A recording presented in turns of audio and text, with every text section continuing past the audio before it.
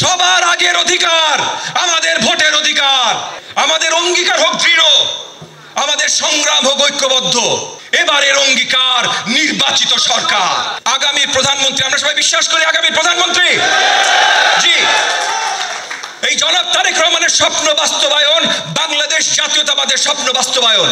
সেই স্বপ্ন বাস্তবায়নে বিশ্বাস করে আমরা কাজ করে যাচ্ছি এবং আমরা জনগণের অধিকার জনগণের হাতে ফিরিয়ে দেওয়ার জন্য কাজ করে যাচ্ছি। কিন্তু আমাদের পথে প্রত্যেকটা ধাপে ধাপে স্তরে স্তরে কাটা হয়ে দাঁড়াচ্ছে এবং জনগণের ভোটের অধিকার থামিয়ে দিতে কাজ করে যাচ্ছে নতুন একটা রাজনৈতিক দল তৈরি হয়েছে, সেই এনসিপি, তরুণদের দল। আমি তরুণদের ভুল মানতে রাজি আছি, কিন্তু তাদের পিছে কারা আছে? কারোর তো ভুল আছে ভাই। একা একা তো এসব হচ্ছে না, একা একা তো এনসিপি দাঁড়ায় যাচ্ছে না নির্বাচন কমিশন দখল করতে। যে নির্বাচন কমিশন চাই না, নিজের দলের নিবন্ধন নাই, সে নির্বাচন কমিশন নিয়ে কথা বলে। জাতীয় নির্বাচন আগে হবে না লোকাল নির্বাচন আগে হবে সেই নিয়ে কথা বলে। নির্বাচন বানান করতে এখনো তারা সবাই ভালোভাবে শিখে নাই।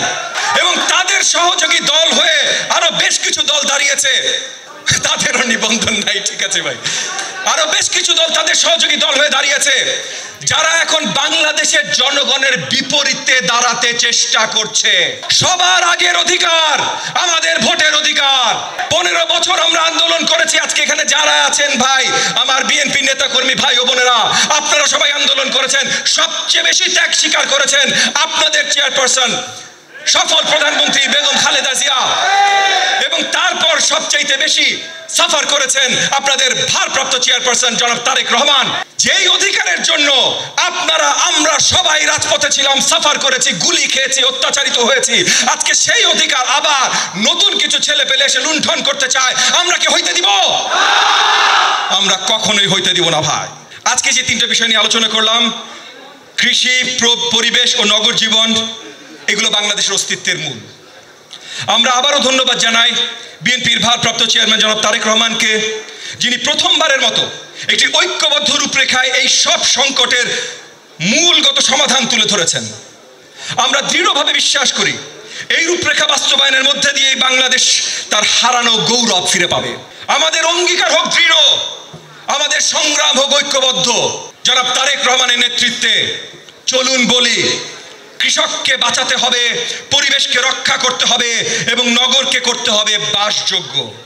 চলুন এগিয়ে যাই একটি দায়িত্বশীল ভবিষ্যতের দিকে, গণতন্ত্রের ভিত মজবুত করার পথে এবং জনাব তারেক রহমানের নেতৃত্বে একটি নতুন ও সম্ভাবনাময় বাংলাদেশ গড়ার যাত্রায়। চলুন এই ভবিষ্যতের প্রতিজ্ঞায় আমরা আজ একসাথে শপথ নেই। আমরা কাজ করব কাঁধে কাঁধ মিলিয়ে, আমরা রচনা করব নতুন ইতিহাস, নতুন রাষ্ট্র, এক নতুন বাংলাদেশ। আর আজকে অবশেষে আমি একটা স্লোগান আমাদের সবার জন্য দিতে চাই। যুগপৎ আন্দোলনে যারা ছিল, জাতীয়তাবাদী বাংলাদেশি জাতীয়তাবাদীতে যারা বিশ্বাসী, জনাব তারেক রহমানের নেতৃত্বে যারা আছেন, আমাদের সবার এক কথা, এবারের অঙ্গীকার নির্বাচিত সরকার। এবারের অঙ্গীকার নির্বাচিত সরকার।